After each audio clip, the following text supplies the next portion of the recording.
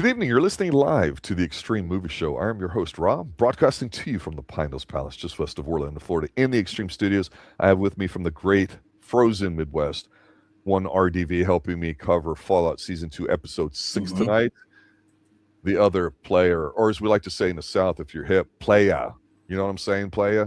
The other player, or the first appearance of a very important character.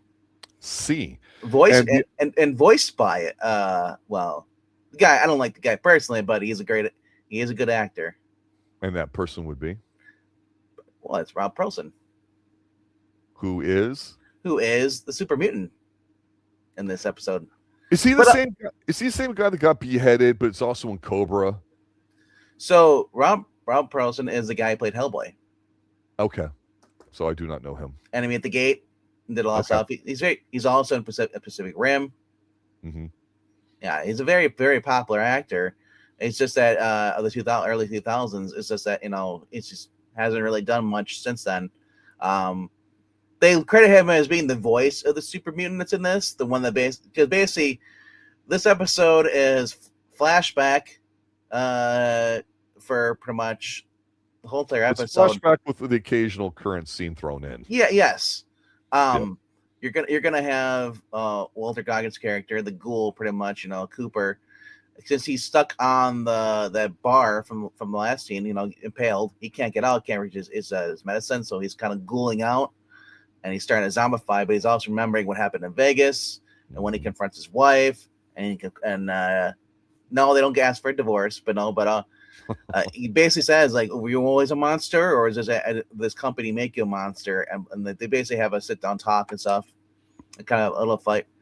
But the episode goes over to basically over to Voltec with a Barb, with basically her having sit down, taking through meetings, and then finally, Hank walks in, young Hank, and I always love this because it's like, is this really the MacLachlan with a digital facelift? Exactly. Oh, it looks so horrible. This is awful. This is worse than the Meg level. Honestly, for me, it looked no worse than Twin Peaks. You shut your mouth. How dare you defile that? You can say this is where he peaked. Anyway, you're not funny. Agent Dale Cooper would smash you right now. So Hank sits down on one of our meetings and this is with Robert House's, one of his double, and he's like, "I got a new device to show you." He's like, and Hank looks over a little eagerly. He's like, "Ooh, what is that?" Of course, we know what that is. That's the device that he's implanting in people's necks inside the vault in Vegas right now, because that's where Lucy wakes up in the vault there, and pretty much she's gonna sneak some on him, puts a scissor to his neck, and he's like, "Okay, well, make it." He's like, "You're gonna bring me to the justice of Vault 33. How about you put the handcuffs on me?" He's like, "Okay." I'm like, "You freaking masochist." I want to atone for what I did. Yeah, he did know for you though, and he's trying. He's playing bullshit, right? I love he's playing the head games with her already because exactly. Yeah.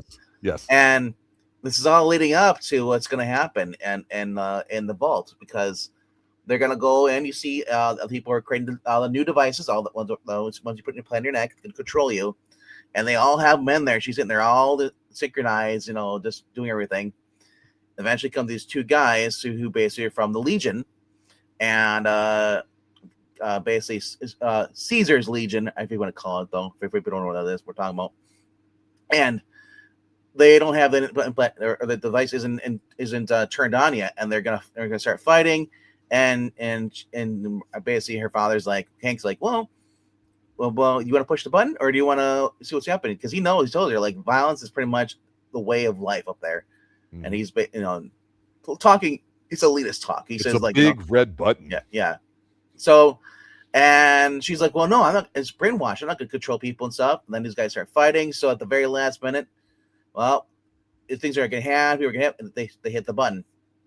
And then they are immediately calm, polite. And he's doing everything he can just to try to convince her, hey, my way is the best way. Get rid of that inhibition to kill and stuff and just do what you're told to do. You're fine. We'll have a happy society. Very, very, very disgusting villain, but cliche, Yeah, unfortunately. But it's okay, though. So that's going on with her. Like I said, we had Cooper pretty much was rescued by the Superman comes up, and it's you can tell he's a pretty heavy dude with the foot drops. He literally sounds like Robert Pattinson's Batman walking up to you in the dark.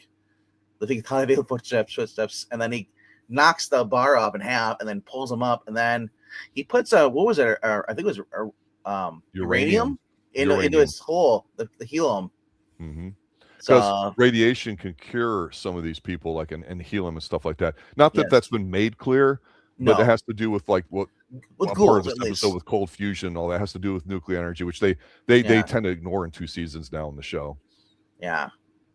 But we also have another side quest that's going on right now that nobody cares about in the Mojave Desert. Maximus and Thaddeus they decided to abandon the power armor because Maximus says, "Oh, it's nothing but trouble. They're gonna come looking for us. So I'm just gonna leave it here." Okay. So then that's a good idea, bro. Yeah, he's got the cold fusion, the vials with him, and Thaddeus is like, "Dude, we should sell it." He's like, "Sell it?" And he's like, "No." And they keep going, and it's just them just walking around. It's a point where I didn't care, Nothing happens here. And all he says, "Oh yeah, I was born in a group of shitty fans, and I've actually seen good people, and then that he says, well, shit, if you're that lucky, you're the one that survived out of there, then we're screwed because he's a screw up." Let's talk about Maximus for a minute, because I've ignored his punk ass for a while, and I don't care about. He's boring. Art. Well, he's got that whiny kind of punchable face. Okay, that's fine, okay. And I get we can't do this. But you know what? It's like watching Eeyore. Well, it is, but here's the thing with Eeyore. He's an ass, literally, right? He's supposed to be that.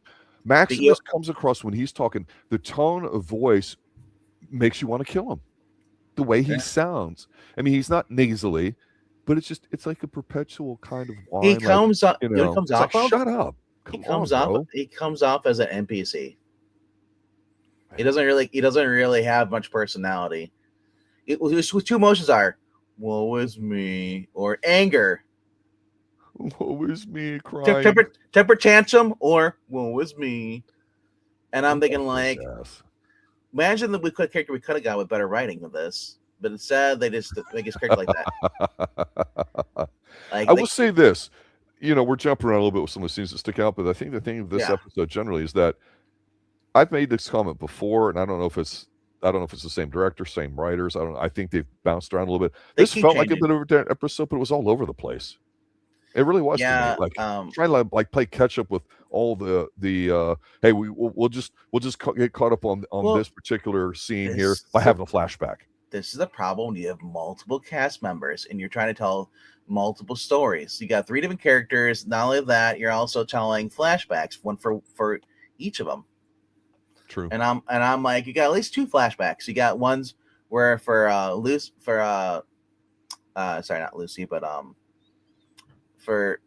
Cooper, mm-hmm. and then you get the flashbacks for in Cooper's flashbacks. You get to see characters like more about Hank and how Hank became more the villain toward and what caused him to be the villain. And I think what caused him to be the villain was Cooper. Interesting. That's what I'm thinking, especially with this episode. Especially when he drugs him and at the end here, and then ends up at the Lucky 38, he basically roofies him, and then he finds his device inside his in his suitcase. He attaches, and Barb walks in and he looks, he's like, what the heck is it? And she's kind of stares at him, but then she flipping somebody the Mickey is not just male on female types of shenanigans. It can happen male to male, ladies and gentlemen. Yes. And she goes over, grabs the device, and it retrieves the cold fusion from his neck. A little thing. That was kind of cool. Yeah. Stuff is nice stuff, no matter if it's 200 years in the future. my question is that, who was a cold fusion for? Was he transferred for somebody? We don't know. They don't really say. Well, the one thing they did mention, I think earlier in this episode when House is in there, when they're talking to his wife, where they're mentioning how, you can have this vault or that vault or whatever. And he's like, no, you don't understand with the, the thing with the water, with the subplot here, that was part of the games, right? Or at least the first 1 or 2. Failure rates and stuff is so we're letting it know that there's some built-in things that aren't going to work, and so Walter's now seem like an evil corporation, right? And it's interesting because here you get a sense of, oh my gosh, you're like, why are they doing this now? If they'd only put this in earlier, it might have made sense. Because cold fusion, if Hmm. people don't know what it is, it's like the Garden of Eden if you're religious, in terms of like you can have almost anything you want energy wise with almost no cost to it and no catastrophic effects or whatever. That makes the power armor run. That's why they had a small sample in his neck. So this guy was selling the one thing he had, and he wanted room to kind of play around with his own new development, which was cold fusion. And so that's why when we're following them all there, it's all the spy kind of stuff, because they're trying to figure out what it is. So, Goggins is all butthurt with his wife calling her a monster and all that. And I just felt like that was he's acting like he's speaking like a female and she's acting like a male. Like they got the roles reversed. That's kind of happens with younger writers today. It seems like they're just whatever. But when he roofies them, I'm like, yeah, that's what we do. We roofie other guys. We bring him in here, and well, he can't figure out what's going on. So what does she do? She has to go in there and pull it out. And so that's the real push, because he who controls that controls everything, because it's basically the key to everything. It's not just, hey, we're going to drop the bombs and we're going to sell it to rich people and include ourselves in it, so you better toe the company line, which is they're trying to make all these people that do bad things, like his wife, not responsible for it. And it's just it's not working in that regard. So the other thing we go to here too, the flashback, is Barb's, she's walking through and she goes in an elevator. We run into Siggy Wizlig or Wilzig, Michael Emerson, the actor. Bug-eyed guy from Lost. No, not the guy from Lost Boys. Same name though. Lost. Yeah. He was known as Hank from Person Lost, of interest. Right? Yeah. Henry or Rodrigo. Person of interest, probably the most. If you know him from one. But anyway, you remember he was working at the Enclave, and he's the one that stole the cold fusion. That's the one that Maximus is carrying around with him. Right. And anyway, so he's in there, and he pretty much talks about how that she's a replaceable cog in the company, and she says, like, to tell her, hey, he says, her and her family will die, just like he will die if he doesn't pass Enclave's orders on to the leaders, the Voltec, Big MT, and West Tech, Rope Cop, all stuff, and that they should have dropped the bombs themselves. And then, of course, she asked, Cooper then later asks, who threatened her, who controls Voltec. She admits she doesn't know, and then tries to talk to Cooper, finding out that finding out who she does know, saying that the deal is going to go anyway, and then she's his wife, and he knows her. It's gonna go on, and there's nothing we can do to stop. Yeah. And he says, there's nothing. I don't know you, and before he just basically leaves to do something else, and just so that's going on. They have a little heart. I'm still your wife. I still have a heart. I'm not a horrible person, as this show's made me out to be. I'm really wonderful once you get to know me. But the super mutant, we don't really get to see him much. I mean, we hear him walking around. We get to see his face, which I put in the thumbnail. It almost looks like Rob Perlman's face. You know who it sounds like, though? Mr. It sounds Krabs. like we're going back to the late 90s. Oh. That one of the first TV shows where you'd hear on Extreme Movie Show, Buffy. It sounds like the Master. That's all I kept thinking. Well, that was Brian Thompson, Master. Yep, but I'm just saying. Who also was in this too, yes. So we're connecting back to Brian Thompson, who was in this. He got killed a couple episodes ago. Yeah, unfortunately. No, but he says he tells Walter Goggins' character does Google. He's healing him the uranium. He says, "Hey, we need to help you. There's a war coming on, and the Enclave needs you."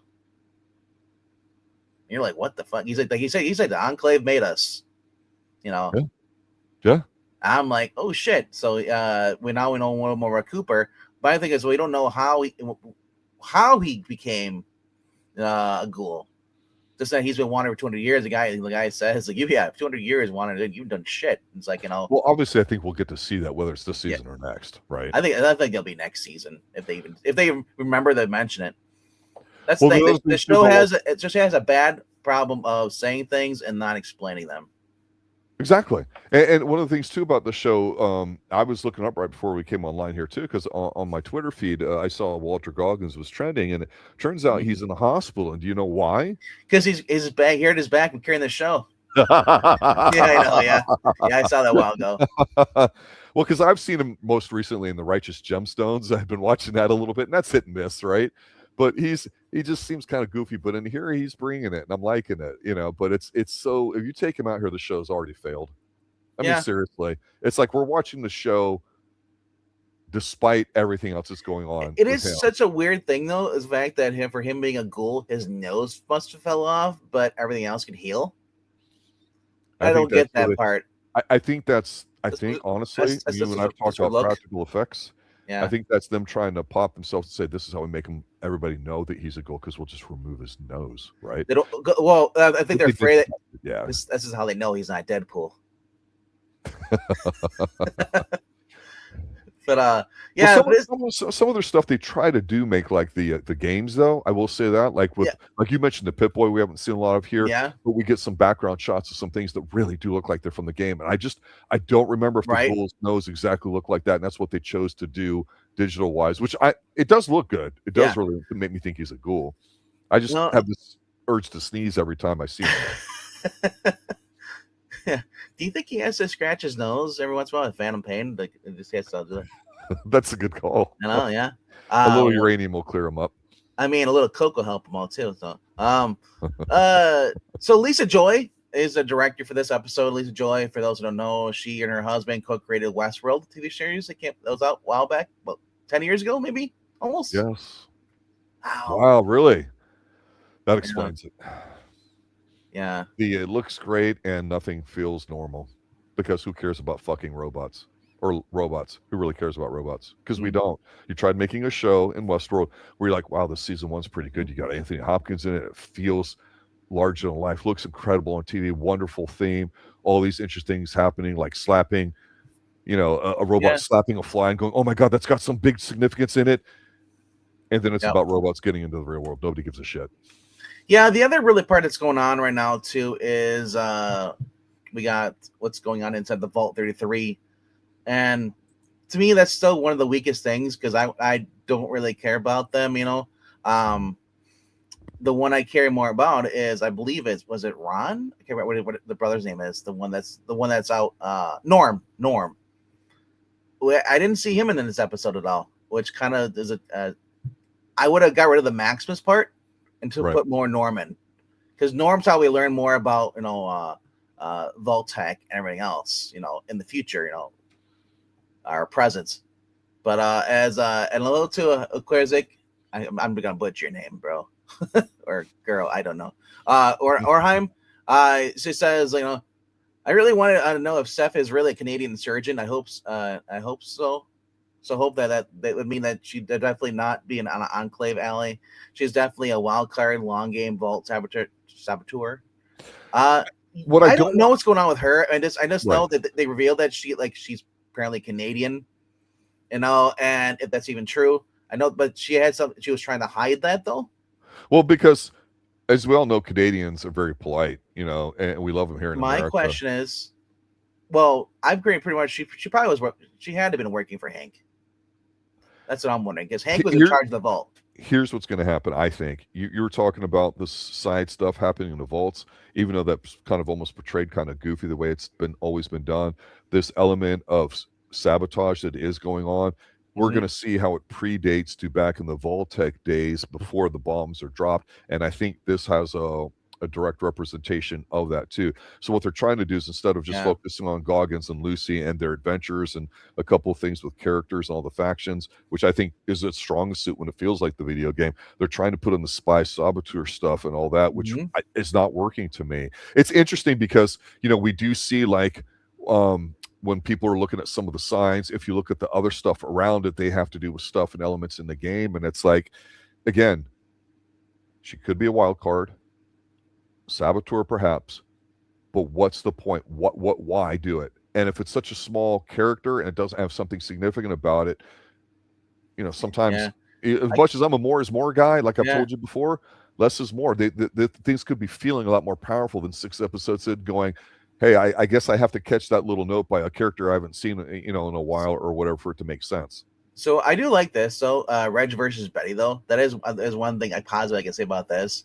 Reg is in there. He's like, we're going to do inbreeding support group, and we're going to eat all the freaking food and party and have fun. And then it's an exclusive club. Only certain people get in. You saw people waiting in line or getting kicked out, Yep. And then of course Betty shows up, and then with her guard and stuff, and it's just like Not Uhura from Star Trek, ladies and gentlemen, just to clear that up. Yeah.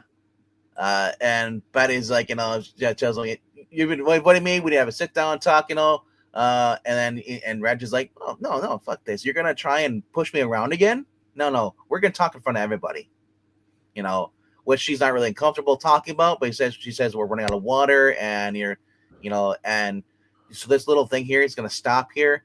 And he's like, you can stop our inbreeding group. And everyone's like, the joke is like, oh, yeah, why you can't stop our inbreeding, blah, blah. But he's like, you're not taking away our rations though. And she's like, you don't get extra rations, because she's like, I love it. He's like, this is still America. I still get because who my daddy is, I still get extra rations. You get nepotism, baby. I get it, whatever I want. And I don't know what's gonna happen if she's gonna because I love the fact that Betty has been such a bitch throughout this whole entire series. Yep. I love the fact that she is getting some pushback finally on her, this season. And normally it was Norm. You guys see what I did there? Normally it was Norm, but but Norm's not there anymore. Norm decided to leave because he wanted to play on hard level. Let me bring up something. Let me comment on something you brought up. I think actually is a fantastic observation. Never thought of it till now. Yeah, because this vault stuff is just it's. I'm gonna go make a cup of coffee while this shit's going on. Honestly, I'm being honest. First some of the episodes it seems I do. Right, but here's the thing. We already know that only the richest and best of the best and the politically connected are going into these vaults, right? Yes. Allegedly. That's kind of how they're showing it. And so maybe people are forced to do stuff just for survival and all that. I get all that, right? Yeah. But at the bottom end of it, one of the beautiful things about Lucy when we first saw her kind of video game issues is how well educated she is, book smart, but has no real world experience. So she seems like a child growing up in this woman's body in a suit and out there, and that would be a fun adventure. But your point about everybody being a Nepo baby is spot on. So my whole point is a writer, if you consider that, what's the reason for us to like them? Is it because, hey, we recognize this one guy because he was in Severance or some other show or this person or that, or because the one girl got the fork in her eye, I remember her. But at the end of the day, why are we interested in these characters, or why are we interested in hating on one of the characters? You mentioned one girl being a bitch all the time, getting her comeuppance. Yeah. Okay, at least there's something there. But all this kind of goofy, cutesy stuff, it's not progressing any. Well, also they're in Vault 33, and Reg tells Betty, go back to Vault 31. You don't tell us what to do over here. Yeah. At the end. And then, of course, in Vault 32, I feel bad for Chet because Chet finds out, hey, yeah, you're engaged. Like, the fuck I am? So, I guess to Steph. And where they see the sign. Yeah, he's like telling you who you're going to match up with. Yeah. And Chet's already been forced to take care of her kid. It's not, and it's not. Yeah, he's like, I hope Chet stands up and does something. I don't want Chet to die though. We gotta protect Chet at all costs because Chet's actually been a decent character. He's been the one character in this show that's actually been really good. He hasn't harmed anybody. He hasn't done anything with the because he's trying to do something. Yes. Right or wrong, he's trying to do something. Yes. He's not an imbecile just to be an imbecile to show how people are ignorant and things. Because you mentioned many times, this is like the movie Idiocracy. And there's an element of that, right? But at some point, you got to stop, popping yourself for these little yucks and all that. And it's got to be meaningful. Otherwise, why bother having it on there? If it's not progressing something in the story to make us care about it, it's useless. So here's my prediction. If they're smart at the end of the series or towards the end or next season or whatever, Chet kills Steph. One way or for some reason or another. He's got to man up. I'm tired of him just kind of being like, I'll just yes, ma'am. Okay, ma'am. And just do whatever you say, ma'am. I'm like, Chet's a big dude. He could literally manhandle her. Yep. He could fork her other eye. Fork you. But yeah, I want more above Norm, like, and with his crew, because last we saw he got choked up by that dude that was a disciple of Bob or whatever his name was. I can't remember what his name was. The guy, the one that was inside the brain jar. Yeah. I think so. In season 1, she gets stabbed in the eye, and so Automatic grabs a gun and goes to town like a badass. The other Vault Dwellers, except for Lucy, were helpless. Eye Patch Girl gives rebel vibe. Yeah. So yeah, like you said, if either she is a spy, and they're trying to make us think that she is, or she's just a girl who randomly decided I had enough of this shit and wants to be popular, and be in charge. I don't know what they're going. Are they going for bad girl vibes, or are they going for like just actual legitimate reason why she's doing this? Does she have ulterior motive? All we know is that Tank had her ID in there in his little vault thing that she wanted to get from Barb, or not Barb, not Barb, Betty. And the Chet discovered that it's actually it's a Canadian ID. So I don't know. Maybe she was blackmailed into working for Hank. We don't know exactly what she was doing for Hank, but we know that Hank is dirty. He's been that way, especially this episode. We know that he had the cold fusion implanted in his neck, which I still say you should probably not do that. You might get yourself cancer. Well, here's the thing. We don't 2 seasons in, we know there's vaults all over the United States, right? Yes. And of course, if we have, say, Vault 33, that implies that there might be 32 other ones, right? Who knows, right? The numbering system, right? It's not been explained to us. It lets us speculate. That's fine. Well, how many are still alive? New Vegas, all these. Yeah, we don't know. So that's fine too. But they said about 30. What was it? 33% of the chips. 30% of the water filtration chips have. That's their failure rate. So so I bet you. So one out of every 3 volts water chip is going to fail, and one of them did in here. We're assuming it failed naturally and it wasn't sabotaged, right? But again, 2 seasons in, what is their purpose? You've not set anything up. You might try to tie something again later, but it is the end of the world. Let's not forget it's been 200 years approximately since the bombs have dropped. Mm-hmm. And yes, they've been in there, and their ideas that they're an arc. They're supposed to rebuild civilization, so you can make jokes about the beating programs and who gets together with who and the best of the best and all that Nepo kind of stuff. But it feels like it's the first 5 minutes of them all waking up still, and it's in such stark contrast to how much we've seen Lucy go through, and of course Goggins' character. And I'm telling you, it's getting to a point where it's like, just don't have anybody except those two, because it doesn't matter with the way you're writing about it right now. You mentioned you'd like to see him step up, right, and be kind of like brave or be a man or whatever like that. Something. They need to lean into it, because they're just teasing it for right now. Maybe they'll do it in season 3, but 2 seasons and you've done nothing. That's just spinning your wheels in place. So I'm looking right now. I need to be this writer, Dave Hill, for this episode. This is his first episode he's written for Fallout. But he's written for a couple episodes of Wheel of Time. That was a couple years ago. And then he also wrote 14 episodes for Game of Thrones. And also worked on the Telltale game as well. So that's where he's from. So he's Amazon regular, I guess. Yep. But we have a connection of the Canadian who was killed in Fallout ones, turns into being someone she knows, or his brother. Steph holding into a defunct ID, it still has resentment. It's there, but you got to focus more on them. And when you have these big gaps, it makes it harder. And I understand, like you and I have talked about with themes all the time. Right now, everybody writes for the second screen, meaning we're going through it, and so they'll restate stuff. And you said it earlier. They're talking about what's going on rather than showing you, and it doesn't. I know. Here's my thing. Just how I blame Josh Whedon for doing the team groups. Whenever you have a show, they have to have a team Arrow or team stuff, or team Buffy stuff. Make it team based. Yeah. I feel like everything is pretty much now becoming like team flashback. Everything has to have a flashback. Every single show has to have a flashback, and it's a little jarring, and I could follow it. I sometimes I have to go back and rewatch an episode to figure out where this is going on here. My one buddy, if it's in a movie, he's like, "What the fuck is going on?" There's a flashback here. He's like, "Can't we just tell a story without jarring back and forth like a ping pong ball?" That's my point. Yeah, and it gets annoying.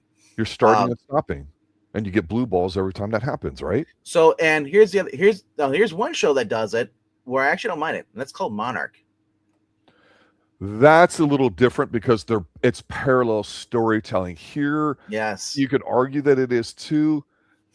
but it's kind of not connected, right? Because you're right about No. Monarch, right? Yeah. Kurt Russell, and then you see him as a younger one that's portrayed by his son Wyatt Russell. They do that well in there too. Yeah. And it makes you realize, oh, I'll watch anything with Kurt Russell in it. Or shit, man, his son could. I want to see him do some more stuff too. Yeah. But yeah, overall, the big takeaway from this whole entire episode is Rob Perlman has now joined Fallout, and he is a super mutant, and he is freakishly like strong. The way he walks around, moves. They only show him the shadow. I'm like, oh my gosh, this is the Nemesis from Resident Evil, number 2. All it's missing is X gonna get you, because he looks like Mr. X.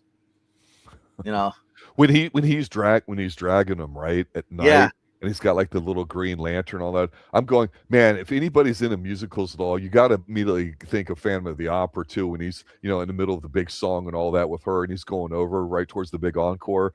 And I thought, I kind of geeked out in a way, because I said, just give me something simple and basic, because this looks good, and bringing him in there and hanging him up and what's going on. So do you think fun stuff? So I've never played the games, but I don't know how powerful Supermutants are. But do you think a Supermutant could take on a Deathclaw? That's the great question of the day. But let's just say it would be a super battle. A rap battle. What do you hear? But again, this is the most interesting thing that happened in this episode. I'm not saying it's good or it's bad. No. I enjoyed looking at it. What's the purpose in doing this right now? Well, if you're not going to join us, then I'll have to knock you out and not kill you, because we need you. It's like, well, because at the end of the episode, he knocks out Walt Garden's character, or at least he passes him out, and then he wakes up in this area or barn or whatever in the junkyard, and then of course, who finds him? The new gay couple, Thaddeus and Maximus. It's kind of like, with the help of Dogmeat, who took the hat early on and ran off. And they make Dogmeat to seem like a little bitch dog that doesn't want to help, but he used the scent to go follow the other guys, and now they have it. So that's going to force them all to get together. We forget that Dogmeat's like a highly intelligent dog. Super, super smart, and I think it's supposed to be a shepherd in the game, and I keep saying it's a Belgian. I just want the missiles, man. I just want Dogmeat to basically start talking and be like, in one of these.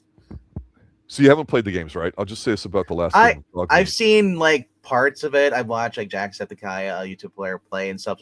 So I've recognized the power gloves, and I've seen the death claws, and just like so I know how insane like tough those characters are without cheat codes. Yeah. But Dogmeat is like your a best person friend who can follow you around. So Dogmeat, if he's with you, and let's say you defeat a Deathclaw, you gain your experience. He gets injured all the fucking time, but he doesn't die. That's the whole point. Exactly. But he gets to do certain things like retrieve stuff for you or like that. It's fun. He seems like an idiot in the show. And I'm like, you've got the most intelligent dog, and man, always will have a dog in the future, no matter what, right? You can't take that away. And it's just kind of there for like shits and giggles, and there's not much of either. And it's like, well, wait a minute. Half the time they're walking, you don't see Dogmeat. Half the time you see him, he's like, I need my head, whatever like that. And he runs off with it. You stupid, dumb fucking dog. No, make the dog be smart early on and playful. So every time he does it, we go, what is he up to? Because he showed us how smart he was early. Again, they've not even used him at all. You know what we need in the show? We need a flashback to when Dogmeat was born in the pack that he was in, right? What happened to Dogmeat's brothers and sisters? Are they a part of other factions now too? I mean, I'm just being an ass here, but we saw Dogmeat was the only one to survive. They killed all the Lones. I don't remember. In the first season? Right. Yeah, in the first season, yeah. Okay. And he was kidnapped by the Sigil guy, or whatever. Or Joshua. Yes, Joshua from Lost. Or was it Henry? I can't remember which one. Yeah. A bug-eyed guy from Lost. Yeah. Yeah. That's right. That's right. Yeah. Let's see here. It's saying I think the episode 7 trailer things are going to hell because Betty and Reggie's drama gets mutinous, ruins a wedding, so Steph is fleeing, or her Trinity was covered by blown, leaving the vault. So if that happens, what do you think? What's going to end up happening? She's going to end up being like, revealed that she's with Hank. That's all. She's gonna flee to Vegas, maybe. You know, And then she's her and Henry are an item. they haven't really done a lot in Vegas, and you expect Vegas being the Playboy capital of the world that they do a bit more rather than just have a few shops after sidestepping some death claws. I'm just saying, it is death Vegas. claws who are contained by a chain link fence. Oh, there's 4 of them. Dog meat, you stupid dog. What are you doing? I'm getting the hell out of here. That's a dog meat. You know, when I remind when that episode when the dog meat runs out into the fence. That's Scooby Doo. It's so Scooby Doo. That was so Scooby Doo, and he's leaving Shaggy behind. Sorry, Shaggy. The dog meat would eat Scooby Doo up, and then eat a Scooby snacks. Like I said, there's some dumb humor, and here's the thing: if you're coming into this show thinking it's gonna be like the games and you're pissed off, I'm gonna mention something here. Halo TV series. If you expect anything to be like the games and that adapted, you're wishful thinking, because they're never going to adapt anything 100% faithfully. Everything is, because as soon as these people, especially Amazon or Netflix, get a hold of something, they change it because they feel like, well, it doesn't work well for TV, so we got to change it. And the problem is they change it to what they want it to be, and it turns out usually be Yule Bull garbage. Yes. Yeah. Yes. If you don't know who Yule Bull is, UWE. He did a Far Cry movie, and George Bush was in it, I think. Seriously. Dude, I watched the Far Cry movie, and I'm gonna say, for how bad it was entertaining. But you look at Alone in the Dark was another bad, entertaining. Christian Slater. Yeah, it's Christian Slater, and that's the only Tara Reid, Christian Slater. Mm-hmm. That was the only thing that got going for that movie. But yeah, there's so many movies that are based on video games that are not even close to it. Look at their most recent Resident Evil movie. That was based off the first one, the first game, with the mansion stuff, and it sucked. It's horrible, but like I said, going into this, I know a little bit about the game lore, about I think it's Vegas and stuff. It's either Vegas or it's number 4. Whatever you wake up inside a vault, and you're all of them. You wake up in a vault. Well, okay, this one basically you run into the vault in there with your wife. Fallout New Vegas, and you find out if your wife is dead or whatever. This is the one that the original company was working on. That I think the big game company Bethesda bought them out as they were done. Well, Bethesda is not the best, and nobody likes Bethesda. No, nobody. They started changing everything, and they started implementing stuff that didn't need to be in there. Yeah, it's like when you have an underground punk band, and then they go they go corporate, like Green Day. Yeah, like Metallica. I still like Metallica more than I like Green Day. They have more respect for Metallica. But they're no Megadeth, which has always stayed true to their vision, and which is a much better one too. Dave Mustaine. I gotta say though, from Megadeth, for me, Symphony of the Destruction is the only song I like by them. Oh man, yeah, there's a lot. I mean, but it's a catchy one for sure. Yeah. Holy Wars is tremendous. Yeah, but Wake Up Dead. There's so many. You know what Fallout needs? It needs some Megadeth on the soundtrack. Because I love me some Johnny Mathis. And it needs something. But you're right. It needs something because you can only put Walter Goggins and Lucy on there so much before you go. Why did we not end this? We should end this episode with Kyle MacLachlan, and Lucy and playing Master of Puppets. If they can do it in Stranger Things, it would be the ultimate 80s song they should do here for a full 3.5-minute shootout. What's that? It would be Lover Boy. We need some Lover Boy on here. You do know Lover Boy, right? You don't. Man, Lover Boy, Mike Reno. Turn Me Loose, let's say. One hit wonder. Shooting everything. One hit wonder? Are you kidding me? Yeah. Almost Paradise, the #1 hit. Lover Boy plays it for the weekend. Lover Boy plays at Summerfest up here at least they were for the 2000s, and they were on the free stage because no one really wanted to pay money for them. But I said I would prefer to have more like Relax by Red Said, give me the Zoolander, Relax. Sad. But like I said, Joe is as far as the show goes, is beautiful looking, but it has its flaws, and that's okay because I don't expect it to be perfect. Well, Goggins and now Ron Perlman's in the show. It's just being fun. I want an evil, more maniacal Kyle MacLachlan. You know, I want him to just kill more people in front of his daughter. He's not having to work too hard for the main bad guy, is he? No, I I mean, he's guess not really getting a lot of screen time. It's like this must be a great 2-week gig for him when they can film their 8-10 episodes or whatever it is. Seriously. Now compared to Taylor Sheridan villains, do you think he's better or are the same? Well, if we're talking Tulsa King, it's also King. That's what I mean. Do you think he's better? A joke. You could put Dogmeat in Tulsa King, and everybody would be scared, right? Think about it, right? No, I agree with you. The thing is, this show's a frustrating watch for me because I've said it before about Lucy and the character. She 100% looks like the role. The more I stare at her with those weird-looking eyes that are oversized and all that, but it's a very expressive face, and she looks right. They got the suit right. Just make the video game movie where it's like an adventure thing. You rip off The Witcher for all things considered, even though The Witcher ripped off Elric of Melbourne or whatever how it's pronounced, and all that way people do all that stuff, which was a counterculture answer to Lord of the Rings, which is a very Christian theme in general. Seriously speaking, Fallout always did have a sense of humor and tongue-in-cheek. They didn't take themselves too seriously, and this show fails when they try to do all the stuff where they think it's serious stuff with how it got started and all that. So, we don't need that for this to be successful. The end credits are always interesting because I like stuff. So they had Johnny Cash song. Luther played the boogie that was playing over a pamphlet called Rollerblade.